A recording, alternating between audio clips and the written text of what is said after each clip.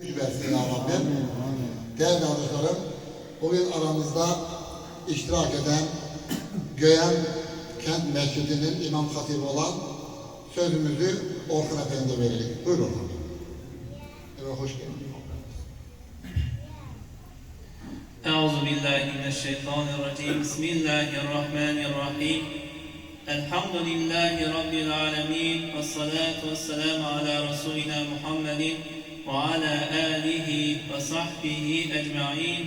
Esselamu aleyküm ve rahmetullahi teala ve berekatuhu. Ya eyyuhel mu'minun. Muhterem Müslüman kardeşlerim, babacılarım, Allah-u Teala meclisimizi en güzel meclislerden olmasını nasip eylesin. Ve bu meclisi teşkil eden imamımız olan Kemal Efendi'ye de Allah ondan razı olsun. Ve bu işte teşkilatçılık eden her bir insana Allah-u Teala güç kuvvet versin. Onu doğru yoldan, imandan ayrılmasın. Ve bize de söz verdiler. Bu acizi de burada sizin için bir öğüt nasihat edilmesi için bize de bir imkan verdiler. Biz de inşallah Allah'a imandan ve ona edilen salih emellerden inşallah sizlere bir öğüt nasihat vereceğiz. Biz biliyoruz ki Allah Teala bizleri bu dünyaya boşu boşuna göndermedi. Kur'an-ı Kerim'de Mü'minun suresinde Rabbimiz buyurur ki: "Efehasibtum ennemâ halaknâkum abesen." Allah Teala sizi yani bu dünyaya boşuna yarattığını, boşuna gönderdiğini mi yani zannediyorsunuz diye yani. Ve Allah'ın katına bir gün mütlak herkes kayacak yani. Ona göre de o kayıtmadan evvel Allah Teala özüne iman etmemizi istiyor. Deyirik hamı, deyirik elhamdülillah, ben Müslümanam, ben müminem, benden yok diye. Ama hakikaten de iman ve salih emellerin hakikaten Allah'ın kitabına, Peygamberin sallallahu aleyhi ve sellemin sünnetine uygun olduğuna hiç bir bakırız mı yani? Bakın Kur'an-ı Kerim'de Allah Teala ayetlerin birçokunda Bismillahirrahmanirrahim. Ya eyyühellezine amenu ve amilussalihat. İman eden ve salih emel işleyenler diye Kur'an-ı Kerim'de bahsediyor. Demir sadece iman edenler. Her bir başka ayette nedir? Ya eyyühellezine aminu. Bakın iman eden bir defa değil ve sonra değil yine iman eden diyor Rabbimiz. İman öyle bir şeydir ki muhterem Müslümanlar, Allah'a inanırım diyen bir insan her şeyi Allah'ın istediğine göre verdi. Allah'a inanırım deyip de evime karışma diyebilmez bir insan. Bugün Allah'a inanırım diyen insanlar Allah benim evime karışmasın diyor. Bir meclis getirende, namaz kıl diyende, başka emeller işte diyende Allah'ı evine karıştırmır. Bu nece iman yani? Allah'a inanırım diyen bir insan her bir şeyi Allah'ın istediğine göre nizamlamalıdır ve ona göre tertip edemelidir. Biz bazı adetler var, mesela Mevlüt Meclisi de bunlardan birisidir. Çok güzel, bereketli, hayırlı bir meclistir. Bu meclisi de geçirik bazen, burada da bir hataya düşürük. Yani ilde bir defa, iki defa Mevlüt Meclisi geçirmekle bazı insanlar elebilir ki Allah'a karşı olan öhdəliklerini yerine getirdi. Bunu her zaman her mecliste değilim, ister zikir meclisi olsun, ister başka ihsan ve sedeka meclisleri olsun, bunlar sadece ilerlediğimiz emellerden bir kısmidir. Yani Allah'ın bizden mevlüt geçirin diye emri yoktur. Ama biz bunu sevgimizden dolayı geçiririk. Bu sevgimizi de öyle bir subut etmemiz lazım ki o sevgimiz hakikaten de Allah katında kabul olan sevgilerden olsun. Bu iman meselesini hakikaten de çok güzel anlamamız lazımdır.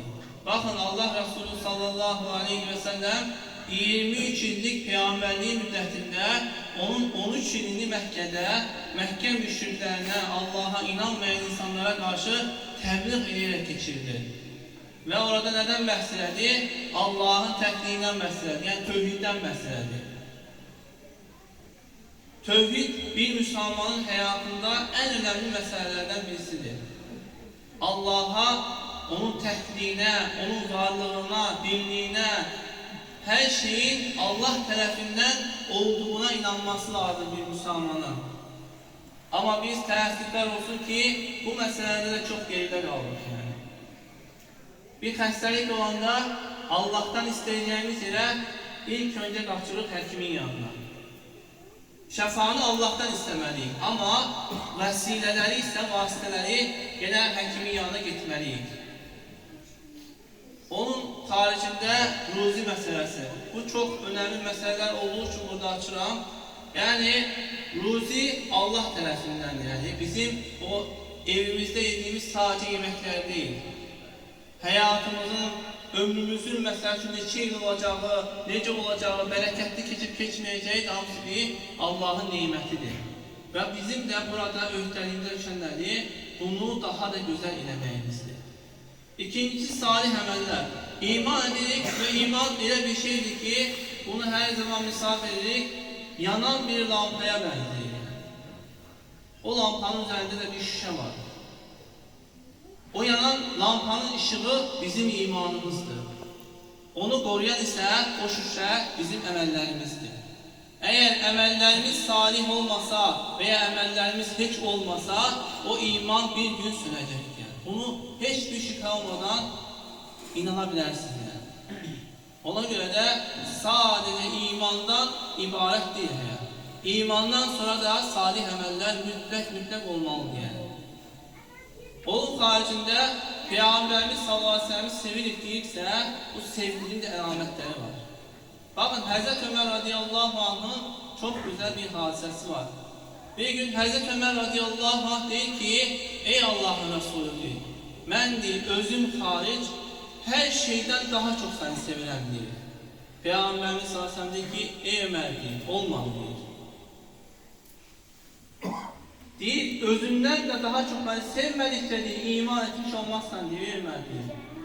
Ömər radiyallahu anh deyir ki, ey Allah Resulü deyir, səni deyir, özümdən də və hər şeydən daha çox sevirəm deyir. Əl-ənə yə Ömər deyir, indi oldu Ömər deyir. Bakın, sevgi budur yəni.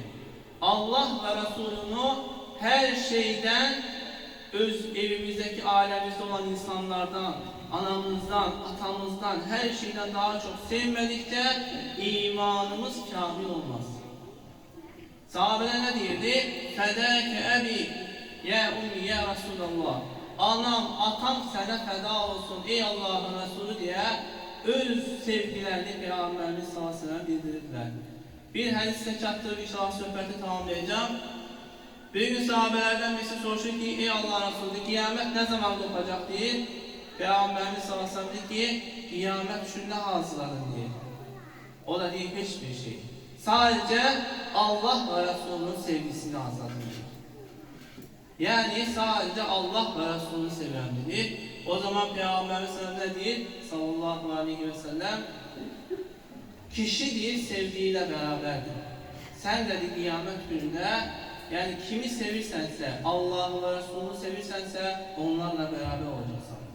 Biz de bugün kimi seviriksə, onunla beraber olacaq. Ona görə də sevgimizin kime karşı olduğuna və hansı dərəcədə olduğuna diqqət etməyimiz lazım, möhtərəm müsəlmanlar. Və böyüklər olsun, balacalar olsun, əl-əxsus da bu məsələdə sevdirməyə çalışaq. Yəni, Peyğəmbərimizə o sevgini verək, o Peyğəmbər sevgisini övladlarımıza, evimizdə olan ailəmizə ki, çünki qiyamət günündə bundan biz məsuliyyət daşıyırıq.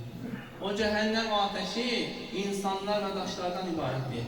Təhrim surəsində Rəbbimiz ilə buyurur. Və özünüzü deyir və əhlinizi o cəhənnəm ateşindən qoruyun deyir. Biz وَاِنَّكَ لَعَلَى خُلُقٍ عَظِيمٍ Büyük bir əxlaq üzərində olan Peyğəmbərin ümmətiyik. Və qiyamət günündə ümmətlər gələcəkdir. Kimisindədir, hansı bəzi Peyğəmbərlərdə bir neçə nəfər iman edən olacaq deyir. Bəziləri deyir və dağ kimi görüşünlər. Bəzilərində deyir, heç bilinməyəcək ki, ümmətində 2 nəfər olduğu. Amma bizim Peyğəmbərimiz sallallahu aleyhi ve sellem, bizim ümmətimiz isə ən böyük, ən geniş ümmət olacaq yəni. Və çalışaq ki, o ümmətdən bizlər də inşallah onlardan nəsiblənək yəni.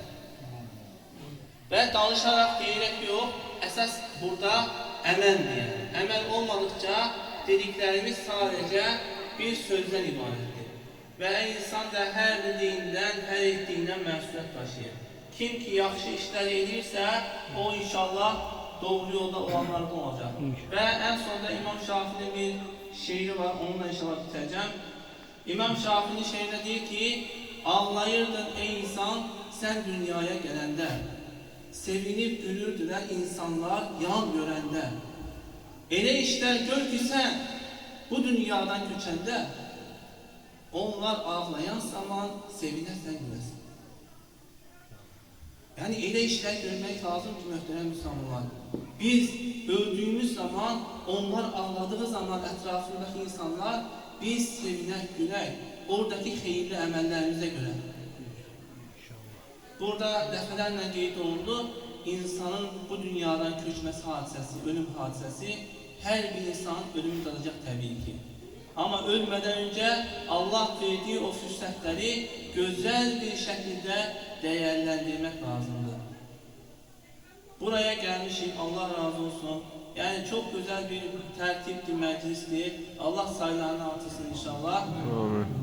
Yani bir Müslüman birlik, beraberlik içerisinde olması lazımdır. Ve o 7 çubuk misalını çekeceğim, onunla tamamlayacağım inşallah. Bir atanın 7 evladı olur.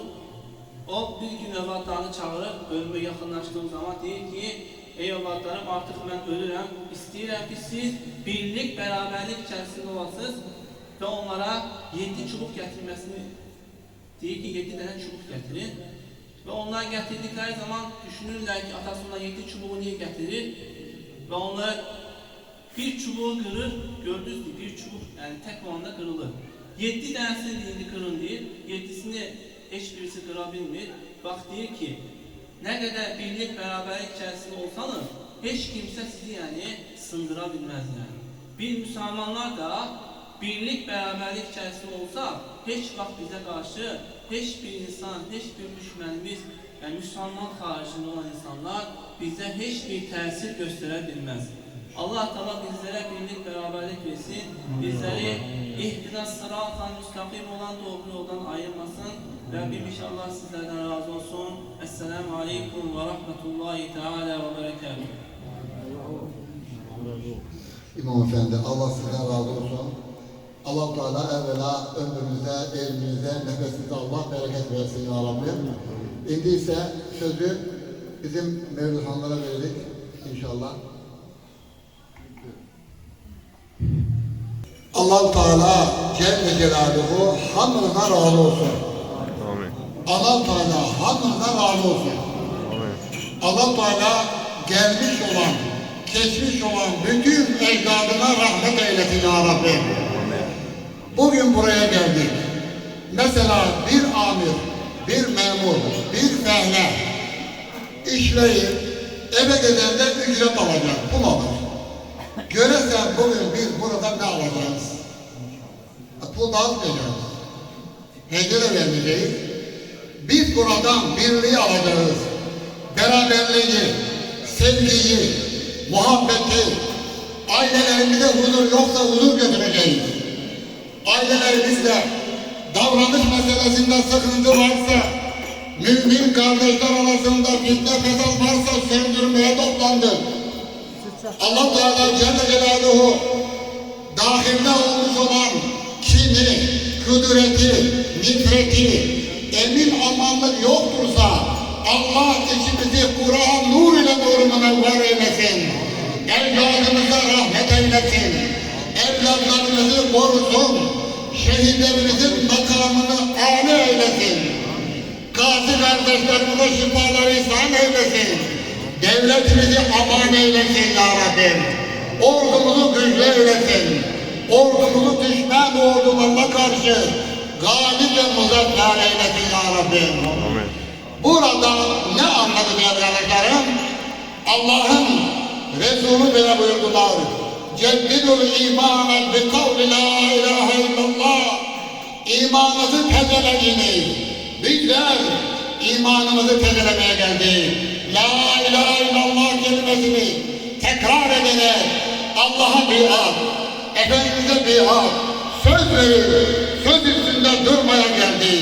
Namazı nöksan olanların ham kılmaya söz vermeye geldi.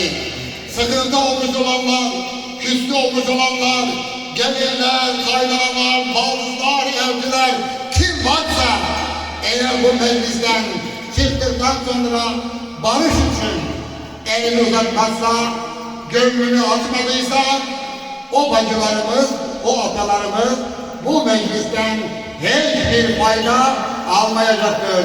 Evine bereketi götürmeyecektir. Allah-u Teala Celle Celaluhu bizleri huzurlu eylesin ya Rabbi. Huzur olmak için, bir olmak için, imanımızı tezelemek için Efendimizin sözüyle bitireceğim. Ekşu selamla beylekum. Aranıza selam veriniz, selam veriniz. Bir olunuz, beraber olun, iri olun, diri olun. Allah-u Teala kabul etsin. Sözümü Nihat Efendi'nin komandasına vereceğim. Beraberce dua okuyacaklar. Biz de amin diyeceğiz. Ondan sonra inşallah hayata geçerek güzel şekilde bize ne ihsan verdilerse o ihsanın tadına bakacağız, doymaya yok. Tadına bakıp evlerine dağılacağız. Buyurun. Ya Allah kabul eyle bu mümin meclisi, sana en yakın olan Habibinin meclisi, Peygamberin meclisi, uca tutan bendeni, pille pille kaldırıp cennete yetin Allah. Müminler arasında, komşular arasında, aile dahilinde artır imanlığa. Meclis sahiplerinin evlatları mevcud, pis nezerden sen koru, koru heta beladan. Ey bizi hemmileyen, sen rahmiyle bizlere, yolumuzu azarsak, düt yola getir bizi. Evladımız kalbimiz birden sehle yol verse, bağışlayın bizleri, imana yetir Allah. Parkanlık tekebbürlük, pis nezer bakışlara, uzaklaştırın bizden, bizi hifzeyle Allah. Bize lazım olanın ancak halalını ver, haramı uzak edip halala yetir Allah. Tövbe tövbe ya Allah, sığınırım sana biz, her kirli feyyallardan peşimanım peşiman. İmanı kamil eyle, kalbimizi temizle, şeytanı reddetmeye bize kuvvet ver Allah. Ölüm haktır ya Allah, haktır sorgusu Allah. Her suala uygun bir cevabı öğret bize. Terazinin yanında bizi rüsva eyleme, Sırat-ı köprüsünden rahat geçirsen bizi. Nefsin emelleriyle uyup hayallarımız cılalayabilmesek, ya Rabbi bizi bağışla. Bir an seni unutsak, şeytan yolunu tutsak, artır imanımızı, artır bize rahmini. Tövbe edebilmesek, ecel vermese aman, imanımız senedir, ya Rabbi bizi bağışla. Tövbe tövbe ya Allah, tövbe estağfirullah. Sen bizim Mevlamızsan, keş günahlarımızdan. Mümin Müslümanlara, bilene bilmeyene, imkansıza yetime, rahmini esirgeme. Hasbi niyet ile geçiripse meclisi, niyete hasil edip murada çattır Allah. gözlerini, kekikleri eziyet, hazırladığı ihsan, Ya Rab sen kabul eyle. Amin amin ya Allah, kabul et duamızı, meclis ihsan emine, hissiyle obamızı, her namazda okunan, savabı artık olan, gelinince oku ya Rabbi fil verham ve ente hayrur rahimin. Suretul El-Fatiha. بسم الله الرحمن الرحيم الحمد لله رب العالمين الرحمن الرحيم مالك يوم الدين إياك نعبد وإياك نستعين اهدنا الصراط المستقيم صراط الذين أنعمت عليهم غير المغضوب عليهم ولا الضالين. Allah Teala hamdına razı olsun. Bugünkü Mevlid meclisimiz tamam olmuştur. Allah kabul etsin. Hakkını helal ediniz. Biraz kısa olmuş olabilir, uzun yapabilmedik diye. Heyette kişiler için yer hazırlanmış, hanımlar için kapalı yerde hayır olur, ehsan almak için herkes öz yerini alsın. Esselamu Aleyküm.